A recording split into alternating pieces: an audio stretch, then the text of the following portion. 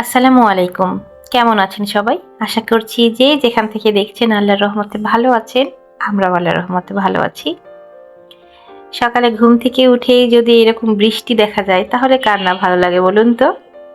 তবে অনেকেরই ভালো লাগবে না। যাদের বাইরে যেতেই হবে তাদের কিন্তু ভালো না লাগারই কথা। আজকে একটু ছুটির দিন বলে আমাদেরও ভালো লাগছে। কারণ আমার ২ বাবাইয়ের স্কুল নেই। স্কুল থাকলে একটু বিরক্তি তো লেগেই যায়, তাই না? বৃষ্টির পানি পেয়ে আমার গাছের একদম খুব ভালো সবুজ হয়েছে গাছগুলো আর কি। বাইরে খুব বৃষ্টি হচ্ছে। ফ্রোজেন করা রুটি আছে, সকালে সেটা দিয়ে চালিয়ে দেব। এই ফাঁকে মা ছেলে মিলে একটু বৃষ্টি বিলাস উপভোগ করে নিলাম। তবে মাথার ওপর অনেক কাজ জমে আছে, যেহেতু আজকে শুক্রবার বাজার করবে। ইতিমধ্যে ওর বাবা বাজার করে নিয়ে চলে এসেছে। আমরা নিজেরা তো খেয়ে নিয়েছিলাম, কিন্তু ওর বাবা আসতে আসতে এখন দুপুর 12টা বাজিয়ে ফেলেছে। এই দেখুন ব্যাগ ভর্তি বাজার। আমি এখন বাজার গোছাবো। তো আমরা তো নাস্তা করে নিয়েছি। ওর বাবা যেহেতু নাস্তা করে নাই, ওর বাবাকে 2টা রুটি সেকে দিব। সাথে মাংস রান্না আছে, মানে একটু ঝোল টোল আছে আর কি গতকালেরটা। তো সেটা দিয়ে নাস্তা করে ও একটু রেস্ট করতেছে। আর এরই ফাঁকে আমার দেরি হয়ে গিয়েছে, সেজন্য কালকের যে মাংসের ঝোল তরকারি একটু ছিল তার মধ্যে ডাল চাল মিলিয়ে ঝটপট বসিয়ে দিলাম। ইতিমধ্যে কিন্তু 1:30টা বেজে গেছে। আসলে এত দেরি করে কখনোই আমার খাওয়া হয় না।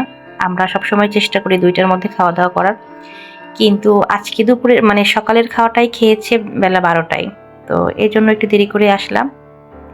তারপরে আমার একটা স্টুডেন্ট আসলো, আমার ছেলেকে এর ফাঁকে পড়ানো শেষ করলাম।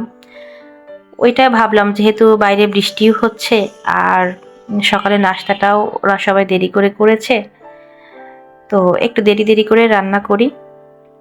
রান্নাটা বসিয়ে আমি এদিক থেকে বাজারটা গুছিয়ে নিচ্ছি। খুব বেশি ঝামেলার বাজার এখন আনে নাই।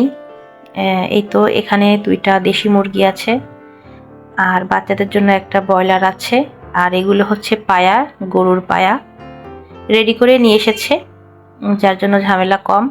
আমি শুধু এখন প্যাকেট করে রেখে দেব, যখন যেটা প্রয়োজন হবে বের করে আমি ধুয়ে নেব। এখন আসলে ওইভাবে করে ধোয়ার সময় হচ্ছে না। আর নিয়েছে গরুর কলিজা। তো কলিজাগুলো আমি এখন পিস পিস করে কেটে রেখে দেব। আমার 2 ছেলের 1 ছেলেও কলিজা খায় না। আমরা মানে আমার খুবই পছন্দ, ওর বাবাও অনেক বেশি পছন্দ করে। তো সবকিছু মিলিয়ে এজন্যই হয়তো এনেছে। ওর বাবা দেরি করে খেলেও আমি কিন্তু সকাল সকালেই খেয়েছিলাম, যার কারণে এখন অনেক বেশি খিদা লেগে গেছে। কিন্তু কিছুই করার নেই, এই মাঝখানে এগুলো রেখে খাওয়া দাওয়া করা যাবে না। আমার খিচুড়ি রান্না কিন্তু হয়ে গিয়েছে। এখন আমি আমার বাচ্চাদের পছন্দের খাবারটা রেডি করে রাখছি। ওদের স্কুলে টিফিন দিতে আমার সুবিধা হয় এটা রেডি করা থাকলে। একটা মুরগি ধরেই আমি ম্যারিনেট করে রাখবো।